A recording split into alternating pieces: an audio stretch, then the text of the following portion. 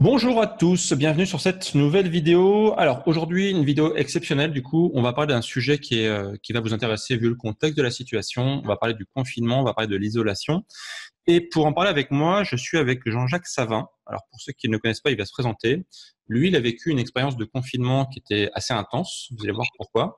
Et il va partager avec vous du coup des conseils pour que vous viviez ce moment le mieux possible. Bonjour Jean-Jacques. Bonjour. Donc Jean-Jacques est en direct à distance. Alors la connexion elle est un petit peu faible, donc c'est pour ça que l'image elle est un petit peu figée parfois, mais le son je pense qu'il est bon et c'est le principal. Alors Jean-Jacques, pour ceux qui ne vous connaissent pas, est-ce que vous pouvez vous présenter rapidement? Bien, je suis Jean-Jacques Savin, j'ai 73 ans depuis peu et l'année dernière, j'ai traversé l'Atlantique dans une capsule, un tonneau à la dérive. C'est une chose qui avait été faite à la rame, de plusieurs manières, tirée par un cerf-volant, en planche à voile, à la nage. Mais personne ne s'était laissé dériver, juste porté par les vents et courants. Et j'ai quitté le 26 décembre 2018 les Canaries pour arriver au nord de Porto Rico 127 jours après, dans cette capsule qui faisait 3 mètres de long sur 2 mètres de diamètre. Et 127 jours après, je suis arrivé au nord de Porto Rico. Ok, effectivement, sacrée aventure. Alors 127 jours, ça fait à peu près 4 mois si mes calculs sont bons. Donc 4 mois en totale isolation au milieu de l'Atlantique, forcément sans aide. Vous étiez tout seul. Alors du coup, là, je vais montrer à l'écran du coup un petit peu des images, des vidéos de votre aventure. C'était quand même une capsule qui était pas trop mal équipée, mais avec tous les dangers inhérents à la solitude et au fait d'être confiné au milieu de nulle part. Euh, Pourquoi vous avez fait cette aventure? Qu'est-ce qui vous a poussé à faire ça? Alors, il faut savoir que lorsque j'étais gamin, j'avais 13 ans, 13-14 ans, je lisais des livres, j'étais très accro des livres d'aventuriers navigateurs, tels que Slocum, Gerbaud et bien d'autres, et en particulier Bombard, qui avait écrit qu'une barrique mise à l'eau au large des Canaries met 3 mois pour arriver aux Caraïbes. Et cette phrase m'a toujours suivi. Alors, il faut savoir qu'à 18 ans, au lieu de m'acheter une voiture, je me suis acheté un petit voilier. Je naviguais dans le golfe de Gascogne, puisque je suis du sud-ouest. Et quand ma fille est née, on est parti 7 ans avec le bébé, on est parti 7 ans en voilier. Donc, j'avais quand même une petite expérience du grand large. Et j'avais envie de repartir d'une manière un petit peu différente. J'avais déjà traversé 2 fois l'Atlantique, avec un retour en 46 jours en solitaire, parce que j'avais des calmes plats, donc j'avais mis 46 jours pour revenir de Martinique. Donc je m'étais aperçu déjà que la solitude ne me pesait pas, et j'avais envie de repartir d'une manière un peu différente. Et puis cette phrase m'est revenue à la surface, et je me suis dit, tiens, pourquoi pas se laisser dériver par les vents et courants, et on va voir, ça n'a jamais été fait, pourquoi pas. Là, Puis, il faut un total fallait lâcher prise oser. parce que du coup, vous êtes, comme vous dites, vous n'avez pas de gouvernail, vous n'avez pas de moteur. Il faut accepter du coup d'être emmené par le vent, par les flots. Il faut totalement accepter en fait ce qui se passe, quoi. Oui, on est, comme le disait ma fille, tu ne seras pas capitaine de ton vaisseau, mais tu es un simple passager de l'Atlantique, un simple passager de l'océan. Et c'est ça, j'étais passager de l'océan. Et ça m'a, comment dirais-je, convenu. Voilà, j'ai fait une traversée qui a été pour moi, évidemment, qui est particulière, mais qui a été réussie. Et c'est pour ça, je n'ai pas souffert du tout de solitude. Et c'est pour ça que l'année prochaine, si la situation va mieux, évidemment, j'ai l'intention de traverser le Pacifique aussi par les vents et courants à la dérive en partant de Lima, direction vers la Polynésie. Voilà. Donc une plus grande aventure encore, parce que le Pacifique, c'est le plus grand océan du monde. Donc là, ça va être aussi de très très longs mois du coup de dérive là. Est-ce qu'à un moment du coup vous avez eu peur en fait pendant cette aventure? Oui, j'ai eu 3 petits soucis. J'ai un cargo qui faisait route directe sur moi, que j'ai pu intercepter. Il était à peu près, en parlant terrien, il était à 1 kilomètre quand j'ai pu l'intercepter avec ma petite VHF. Et il s'est dérouté, il m'est passé à 150 mètres. Par contre, 4 jours après, j'avais un cargo qui faisait directement en route sur moi et qui n'était pas en liaison radio. Il faut savoir que sur 27 bateaux, navires que j'ai croisés, seuls 4 étaient en liaison radio, ça je tenais à le dire. C'est d'où le danger. Et là, heureusement, j'ai pu, quand il était à 200 mètres, la collision était inévitable. Je voyais très bien que ça allait frotter. J'ai envoyé une fusée, pas une fusée, un fumigène. J'ai envoyé un fumigène et là, heureusement, que l'homme de quart était à la timonerie et il a pu modifier sa route. Il m'est passé à une dizaine de mètres. Voilà. Ok, effectivement, là, c'est. Et vous ne pouvez rien faire parce que par définition, dans votre tonneau, vous n'avez pas de moteur ou de voile. Donc là, c'est le gros bateau qui doit forcément se bouger, quoi. Ok. Alors du coup, pour entrer dans le vif du sujet, donc dans cette vidéo, on parle donc d'isolement, du fait d'être tout seul. Aujourd'hui, en fait, au moment où on enregistre cette vidéo, il y a beaucoup de gens qui vont découvrir en fait le confinement, l'isolation, et pour beaucoup de gens, c'est une nouveauté. En fait, c'est quelque chose qu'on n'a jamais été habitué à vivre parce que voilà, quand on vit sur Terre, on peut aller presque où on veut, on n'est pas obligé d'être enfermé entre 4 murs. Vous avez choisi volontairement de rester enfermé dans une, je crois que c'était 6 mètres carrés de mémoire, une capsule de 6 mètres carrés pendant presque 4 mois. Quels conseils vous pouvez donner aujourd'hui aux gens qui se sentent un petit peu à l'étroit dans leur mur, qui se sentent un petit peu mal à l'aise, qui ont un mal-être qui s'installe à force d'être confinés? Comment on peut le vivre au mieux, cette situation? Alors, il faut savoir que ma situation, je l'avais choisie. Je m'étais préparé. Donc, j'avais amené de la lecture, j'avais amené mon instrument de musique, de quoi dessiner, j'avais écrit mon livre, ça m'a permis d'écrire mon livre, d'écrire mes mémoires, disons. Donc, j'avais préparé pas mal d'occupations, puis j'allais nager. Quand le temps le permettait, je sortais et je partais nager. Et tandis que là, c'est quelque chose qui nous tombe dessus, c'était pas prévu, ça a été très rapide, et c'est quelque chose qui surprend, qui a surpris tout le monde. Donc, c'était une réflexion de longue haleine. Là, les conseils, c'est que les gens, évidemment, qu'il faut qu'ils s'occupent. Il ne faut pas non plus s'abrutir avec les réseaux sociaux. Je pense que c'est l'occasion de se mettre peut-être à… Il faut varier un petit peu les occupations. C'est pour ceux qui sont seuls, vraiment seuls, bien, ils peuvent découvrir le dessin.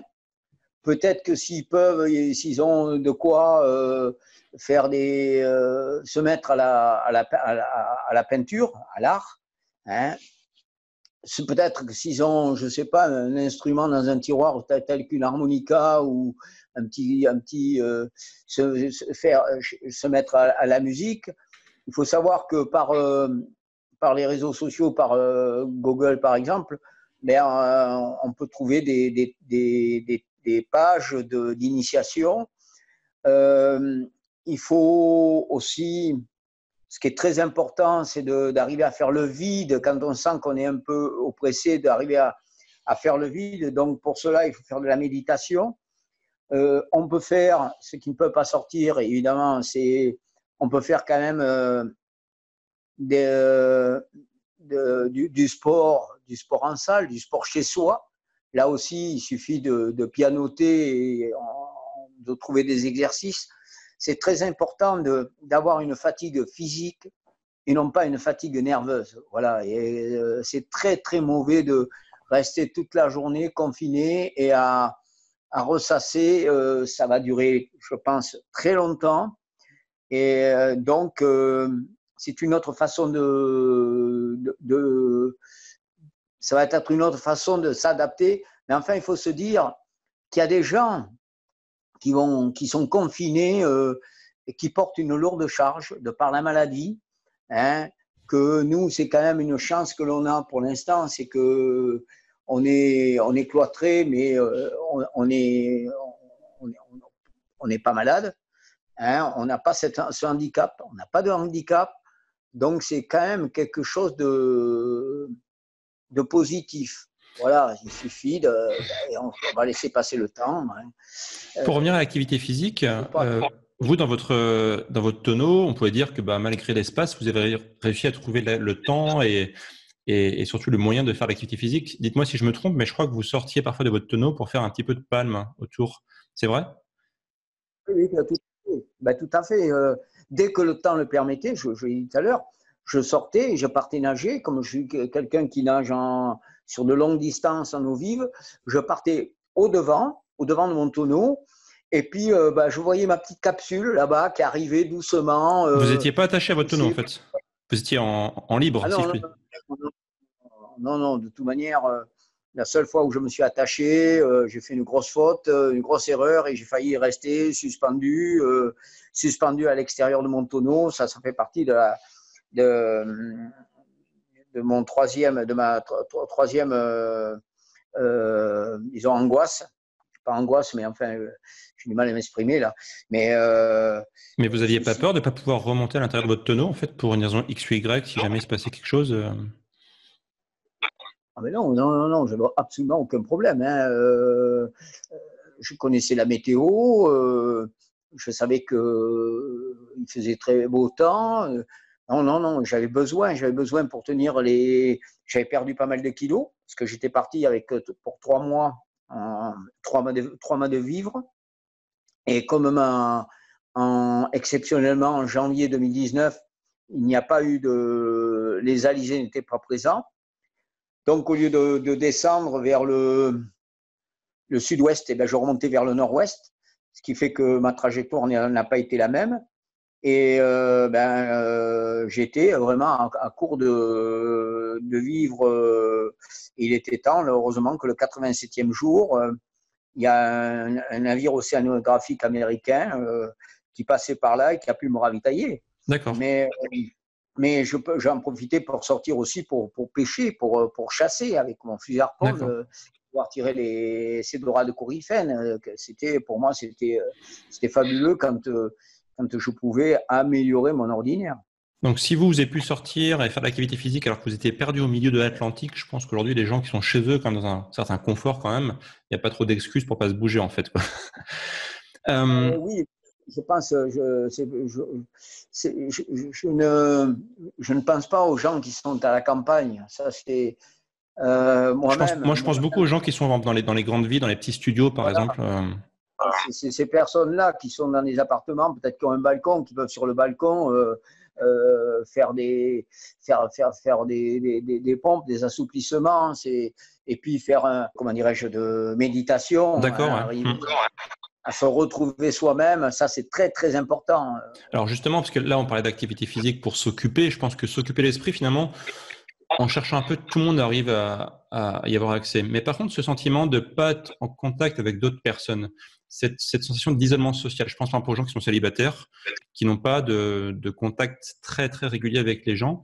Comment on peut essayer de vaincre cet isolement social? Parce qu'on est quand même des êtres sociaux, on a besoin des autres quand même. Et je pense que pour beaucoup, c'est la première fois qu'ils sont aussi éloignés et aussi pas en contact avec des vrais gens. Comment on peut essayer de vaincre ça? Déjà, il faut savoir qu'on a un outil qui est formidable. Moi aussi, je l'avais, hein, c'est-à-dire que j'avais la communication avec la Terre. Tous les jours, c'était dans le contrat avec mon sponsor, j'appelais mon assistante à Terre qui était Audrey, et pendant 3-4 minutes, on échangeait.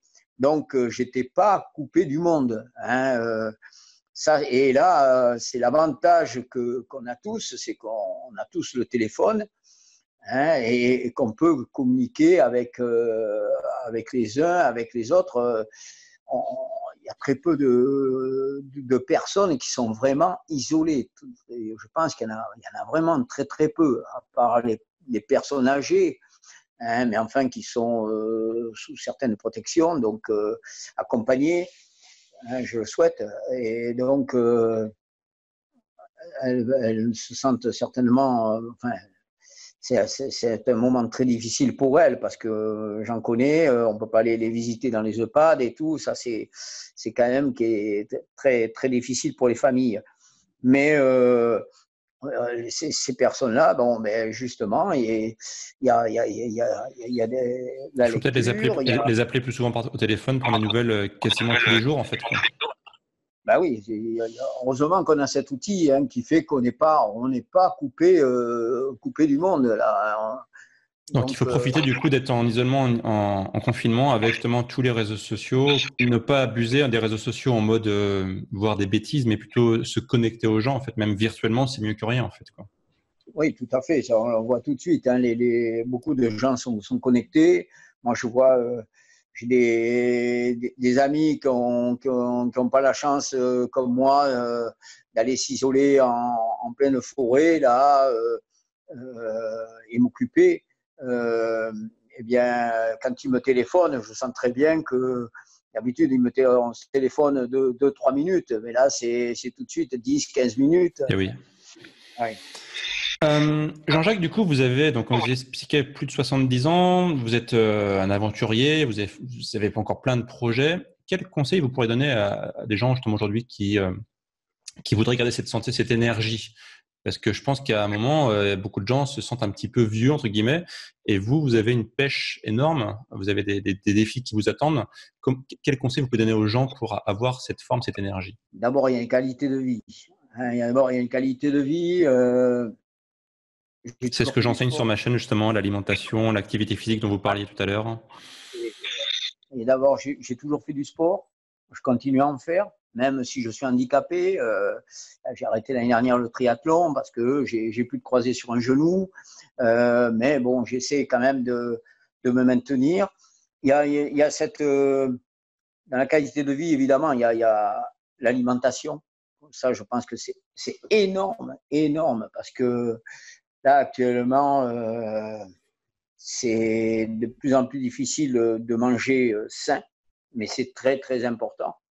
Hein, je pense que le secret de la longévité, il est là. Donc, et puis, moi, personnellement, tous les ans, je fais 10 jours de jeûne. Donc, ça dure plus de 10 jours parce qu'il y a la préparation et puis il y a la sortie du jeûne que je vais faire très bientôt, là, d'ici une quinzaine de jours. Je pense que ce qui est important, c'est d'avoir toujours des projets en tête. Voilà. Ouais, je suis d'accord avec vous. C'est vrai que alimentation, activité physique, pratiquer un peu le jeûne de temps en temps, j'en parle souvent sur ma chaîne, et avoir un but, en fait. Comme vous dites, vous avez des projets d'aventure. Si demain, en fait, on n'a plus de projet, du coup, le pourquoi n'existe pas, en fait. On se dit pourquoi je vis, en fait, quoi. Et c'est là que beaucoup de personnes, en fait, malheureusement, commencent un peu à dépérir, quoi. Bah oui, il faut avoir toujours des buts, avoir toujours ne pas s'occuper de le passé. Le passé, c'est fini. Il sert d'expérience si on veut, mais je ne reviens jamais en arrière. C'est très très rare. C'est mes amis qui me disent souvent, tiens, tu te souviens, à telle époque, hein, on avait fait ou tu avais fait. Ah bon? Ah oui, tiens, voilà. Parce que bon, non, moi, je me projette toujours vers l'avant. Je trouve que la vie est belle. Il faut savoir composer avec elle. Et là, on est en train de ramasser une gifle. On ramasse une gifle pour nous donner. C'est pour nous donner un temps de réflexion. Hein, et puis, je pense que la Terre, elle a besoin de souffler Souffler. un peu. Elle a soufflé, et là, actuellement, elle est en train de souffler. Hein, on voit très bien, mettons, tout le monde, tous les pays se sont unis pour, pour la couche d'ozone. Et le trou est en train de se refermer. Ça, c'est fabuleux. C'est fabuleux. Et je pense que pour tout le reste, il va falloir un petit peu, on a été très très vite, on va trop vite. Il va falloir refaire, je pense, marche arrière, parce qu'autrement, on va avoir de grosses surprises. Mais comme vous dites, c'est un beau défi pour être unis, parce que finalement, on a tous une sorte d'ennemi commun. des fois, c'est un peu dur à dire, mais un ennemi commun, ça permet de souder en fait les gens. Donc finalement, ça peut être une bonne chose au final, quoi. Comme dirait une amie, en fait, des fois, faut voir le cadeau qui est mal emballé, quoi. C'est-à-dire que ça peut être une sorte de cadeau qui est pas très bien emballé parce qu'en fait, c'est vraiment moche qui arrive. Il y a beaucoup de gens qui laissent leur vie malheureusement. Mais au final, avec du recul et quand on verra ça de loin, on se dira, bah voilà, c'était finalement un cadeau en fait qui nous a fait la terre entre guillemets. Peut-être. Ouais. Ok, merci Jean-Jacques en tout cas pour toute cette sagesse, c'est extrêmement intéressant et je rejoins tout à fait pour revenir à ce que vous disiez sur le fait de ne pas être connecté au passé. Moi-même, j'essaie de pas appliquer, enfin de pas être connecté au passé parce que quand on vit dans le passé, en fait, on peut rien y changer, c'est que des remords ou des regrets alors que le futur, on peut tout à fait le construire et on est complètement maître de notre destin en fait. Donc là-dessus, on se sent vraiment actif, alors que sur le passé, on est finalement passif en fait, quoi. Donc voilà, je suis tout à fait d'accord avec vous et j'encourage les gens qui nous regardent aussi à appliquer ça. Une bonne alimentation, une bonne activité physique régulière, jeûner de temps en temps, être connecté au futur et plus au passé. Et je pense que là, vous avez tous les ingrédients pour rester en bonne santé et comme Jean-Jacques, partir pour de nouvelles aventures. En tout cas, Jean-Jacques, on mettra vos réseaux sociaux du coup dans la description de la vidéo pour que les gens puissent vous suivre et voir un petit peu votre prochaine aventure donc qui vous attend dans le Pacifique. Quand est-ce que vous comptez partir? Rappelez-nous. C'est début avril 2021, mais je me donne jusqu'en juin pour voir. Il faut qu'on sorte de cette période. Il faut qu'on en sorte. Et je crains qu'on ne va pas sortir rapidement. Donc, je ne sais pas. Le Ok. créneau, Et si ça se fait, du coup, vous aurez une plus grosse embarcation, j'imagine, pour l'océan Pacifique. Ouais, 1 mètre de plus. D'accord. Ok. 4 mètres sur 2 mètres, 2 mètres 10. Voilà. D'accord. Ok. Vous avez commencé à faire un peu les plans, du coup, non? Ah oui, oui, les plans. Oui. Tout est prêt déjà. Depuis longtemps. Ok, merci beaucoup. Merci beaucoup Jean-Jacques en tout cas pour toute cette sagesse et tous ces partages d'aventures. On vous suivra du coup sur vos réseaux sociaux pour cette prochaine aventure qui vous attend. Puis, bah, d'ici là, prenez soin de vous et puis bah, à bientôt. Merci Wilfried. Merci à tout le monde. Au revoir.